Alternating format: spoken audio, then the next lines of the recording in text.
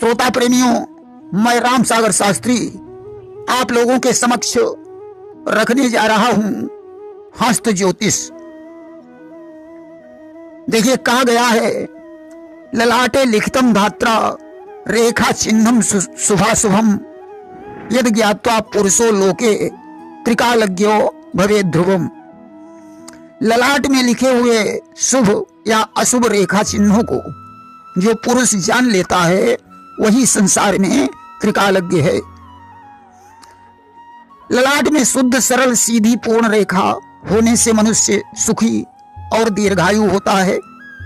छिन्न भिन्न रेखा से दुखी और अल्पायु होता है। ललाट में खड़ी रेखा त्रिशूल या स्वास्तिक होने से धन पुत्र स्त्री सुख सुविधा की प्राप्ति होती है। जिसके मस्तक में एक भी रेखा न हो वह मनुष्य धनी दीर्घजीवी और सुखी रहता है। संकीर्ण ललाट वाला कृपण और दुर्जन तथा उन्नत ललाट वाला दयालु और उदार होता है। जिस मनुष्य के ललाट पर सीधी सरल लंबी 3 रेखाएं होती हैं वह भाग्यवान विचारक प्रतिष्ठावान होता है। जिसकी टुकड़े टुकड़े में ऊपर नीचे छिन्न भिन्न रेखाएं हों वह मनुष्य निर्दयी कठोर घाती हठी और क्रूर स्वभाव का होता है। जिसकी ऊपर नीचे सरल परंतु बीच में सर्पाकार रेखा हो वह प्रतापी धनी और मध्यायु वाला होता है। जिसकी तीनों रेखाएं सर्पाकार हों उसे जल में डूबने का खतरा अधिक होता है। जिसके ललाट में ऊपर सीधी रेखा नीचे 2 छोटी रेखा हों तो जातक मेधावी विद्वान अन्वेषक चतुर शांत धीर परंतु आयु धन न्यून होता है। जिस स्त्री के पहली रेखा से दूसरी रेखा बड़ी दूसरी रेखा से तीसरी रेखा बड़ी सीधी सरल हो बाएं गाल पर तिल हो वह सौभाग्यवती और धनी होती है। जिस स्त्री के ललाट पर छिन्न भिन्न रेखाएं और नासिका के अग्रभाग पर तिल हो तो दुर्भाग्य सूचक माना जाता है। यदि मनुष्य की दोनों भौहें जुड़ी हो या भौहें न हो वह धन संपदा से चिंतित रहता है। टेढ़ी और दीर्घ भौहें भाग्य वैभव विकास का सूचक हैं। काले नेत्र धन संपदा का सूचक हैं। पीले नेत्र माता पिता को प्रभारी। सफेद नेत्र सम चित्र विचित्र नेत्र दुर्जनता का प्रतीक होते हैं। देखिए, सिंगनी के पास की उंगली के मूल भाग से जो रेखा उठती है उसे पूर्ण रेखा कहते हैं। इससे व्यक्ति मानव सेवी विचारक जनसेवक होता है। बीच की उंगली के मूल से मणिबंध यानी करतल के बाहर की 2-3 रेखा तक बनी ऊर्ध्व रेखा भाग्य रेखा कहलाती है। इससे सांसारिक सुख सुख सुविधा वैभव मानव जीवन का योग बनता है। अंगूठे के बीच में जौ के समान चिन्ह होवे तो मनुष्य यशस्वी अपने कुल का भूषण सुख सुविधा पूर्ण विनम्र और मधुर भाषी होता है। हथेली के बीच का तिल लक्ष्मीवान और पैर के तलवे का तिल वाहन सुख और राजयोग का प्रदाता होता है।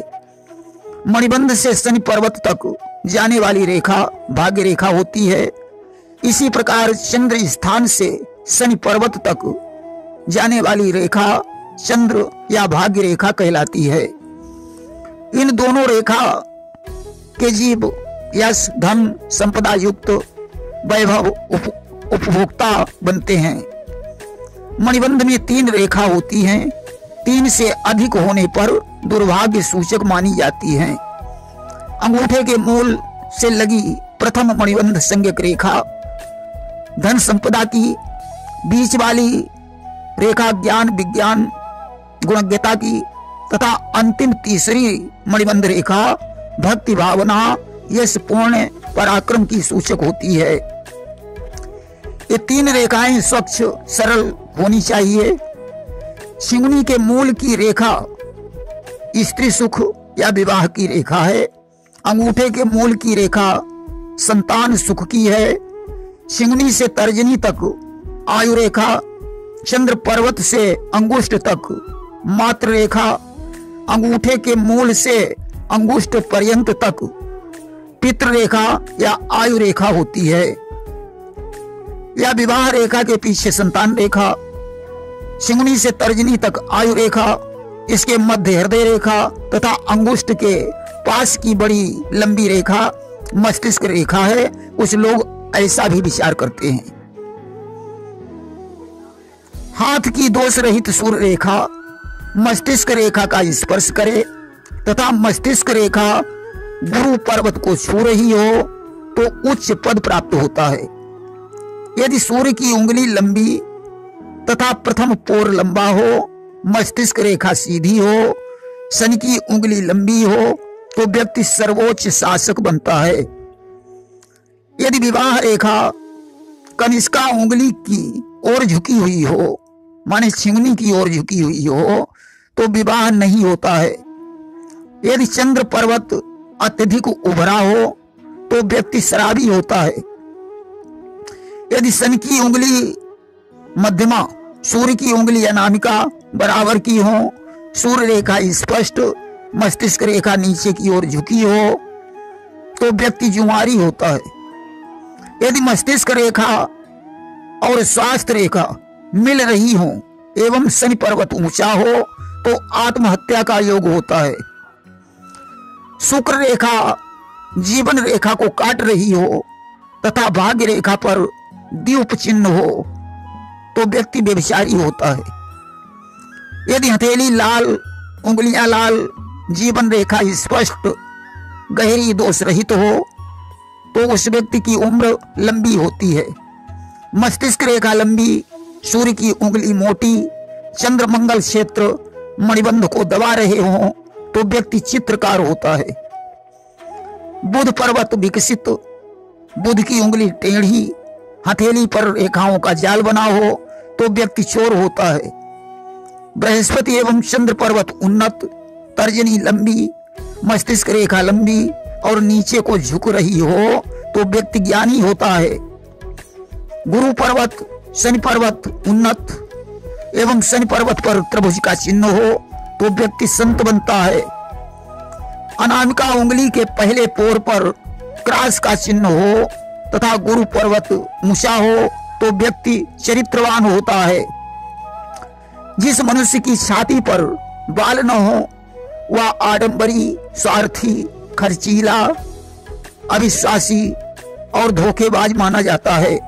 जिसके कानों पर बाल हो वह व्यक्ति दीर्घायु, गंभीर और विद्वान होता है। जिस मनुष्य की भौहें जुड़ी हो वह चालाक और स्वार्थी होता है। लंबे कद का व्यक्ति अहंकारी, छोटे कद का व्यक्ति अधिक स्वार्थी, सामान्य कद का व्यक्ति बहुत बुद्धिमान, मोटे शरीर वाला व्यक्ति हंसमुख और चतुर, पतले शरीर वाला संतोषी और स्वाभिमानी, गोरे रंग वाला सौंदर्य का प्रेमी, गेहुआ रंग वाला परिश्रमी, काले रंग वाला स्वार्थी और ईर्ष्यालु होता है। इस प्रकार ज्योतिष शास्त्र में अनेकों लक्षणों की विवेचना की गई है।